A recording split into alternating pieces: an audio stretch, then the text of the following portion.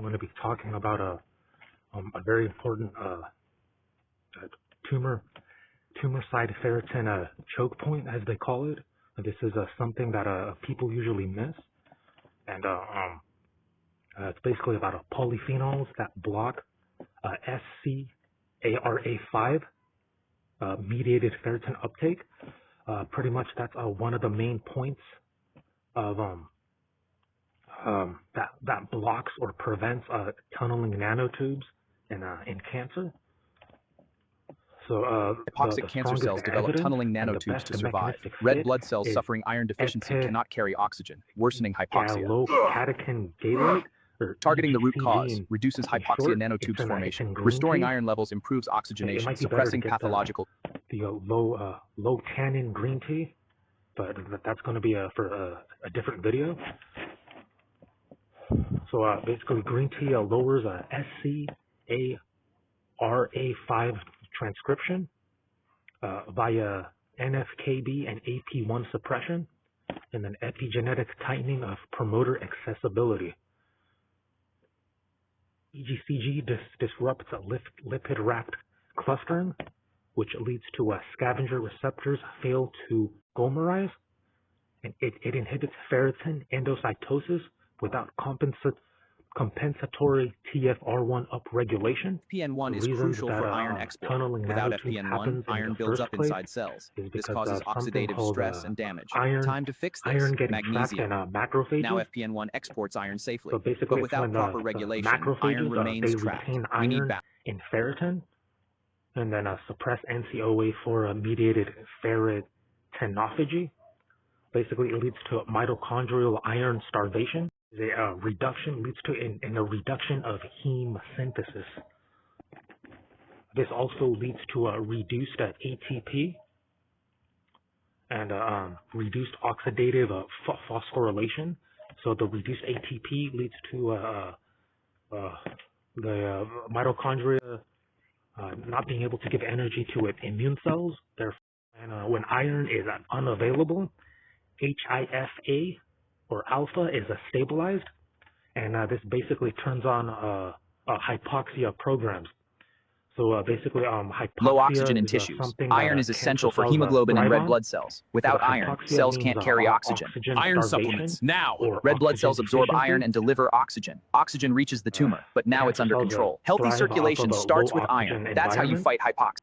So this hypoxia also leads to membrane protrusion signaling, or in other words, that's where the actual nanotube starts to come out or starts forming.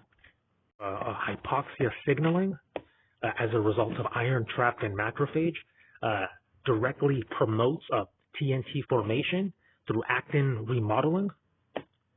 So basically, actin remodeling is the core requirement for TNTs. So basically, actin remodeling. Show RAS-E TNT in big flaming letters. Add audio-commer nanotubes needs RAS-E. Tunneling nanotubes are out of control. And then some other ones, but the main one I'm going to cover is RAC1. And these drive actin polymerization, filopodia extension. So a filopodia is the actual tube itself, or the filopodia is just another name for the tube. Cell, under stress, trigger abnormal responses. Tunneling nanotubes formed under mitochondrial stress are now out of control. Mitochondrial distress is another Magnesium TNT supplementation trigger. may help regulate mitochondrial function, restoring balance, one ion at a time. TNTs when they have damaged mitochondria, when they lack ATP, and when they accumulate a reactive oxygen species that they cannot neutralize. So another reason to have antioxidants like vitamin C and vitamin E. So iron deficient in macrophages, they cannot sustain ROS killing, cannot repair mitochondria efficiently, and become TNT receivers. Now the reason they form TNTs in the first place is because they're trying to transfer the powerhouses of the cell, can be transferred between cancer cells via tunneling nanotubes. TNT, These nanotubes allow one tumor cell to hijack mitochondria energy from another, fueling uncontrolled growth. A tunneling nanotube to connect to another cell. It could even be a cancer cell, or even a healthy cell to steal. I'm not sure if stealing is the right way to say it, or to get mitochondria from other cells. So they transfer the mitochondria through the nanotube, and the reason is because they have damaged the mitochondria or they're lacking ATP. Okay, now I want to talk about some fruits that actually target RAC1. So one of the fruits, one of the first ones is apples. So it has polyphenols and quercetin and fluoridazine. Basically, apples are anti-TNT because it does inhibit RAC1 membrane translocation. The next fruit is going to be bananas. It's mostly neutral. It's not exactly like this is boron, apples. Critical for gene regulation. Chromatin wraps DNA So it's tight. neutral to Genes mild. silenced unless opened. Bananas Immune do system have genes boron, are not working. Silenced by so closed that chromatin. Time to boron activate. can boost Boron boosts vitamin D activation. Vitamin D enters chromatin, unlocking gene vitamin D transcription. receptor, Gene transcription activated. And then the vitamin D receptor can access the gene transcription factors within chromatin, but only if chromatin is opened. It has to be opened, not closed, so that let's say immune system genes can be turned on. In this case, to battle cancer cells. Anti-TNT, so it does reduce RAC1 indirectly via reactive oxygen species buffering. But vitamin C is also an antioxidant, so it reduces the ROS. The one here is pears. It's actually a weak inhibitor of RAC1, so maybe pears wouldn't be too good.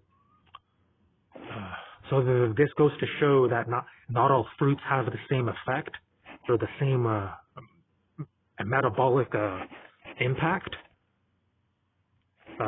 Peaches is another one. It's mostly neutral, but it doesn't have any meaningful promotion of TNT. So meaning that peaches don't help. The depths of cancer cells is revealed. Probably one of the best ones out of all of these is enabling grapes. mitochondrial transfer. So These grapes have tubes a very act as bridges strong for survival, inhibition passing of mitochondria RAC1 between cells. because The it acid blocks weakens RAC1 the path tunnels, signaling. disrupting mitochondrial flow. So basically, it suppresses TNT formation, and it is a strongly anti-TNT. So grapes is something to look into. Grapes also have a resveratrol and anthocyanins, which I'll cover resveratrol in a different video. Next one here is tomatoes. Tomatoes also inhibit RAC1 effects, not as strongly as grapes, but still better than pears or bananas. Reduce actin-TNT protrusion signals, or pears reduce the actual tube from extending out. Next fruit here is papaya. It reduces inflammation-induced TNTs. The way it does it is by cleaving CD14 on the toll-like receptor 4. So therefore, the lipopolysaccharide cannot take up the surface space on the toll-like receptor 4, which is caused by gluten. The lipopolysaccharide is a gram-negative bacteria. So the papaya is a protease. Basically, it cleaves like things like CD14, but other fruits can't do the same thing that papaya does, which proves that not all fruits are the same. Another good one here is a pineapple. It is an anti-TNT. It destabilizes adhesion structures, or in other words, that the tube cannot attach or have anything to grow from. So pineapple has a bromelain. It reduces NFKB, which directly reduces a RAC1 signaling. And the last fruit here is a watermelon. It's pretty neutral compared to the other fruits. It does have citrulline, which affects the nitric oxide, but the RAC1 effect is rather neutral. Other fruits, but watermelon does have its benefits. So I'll see you. I'll see down in the comments for your any of your own posts on your own insights. Like, subscribe, and I'll see you in the next video.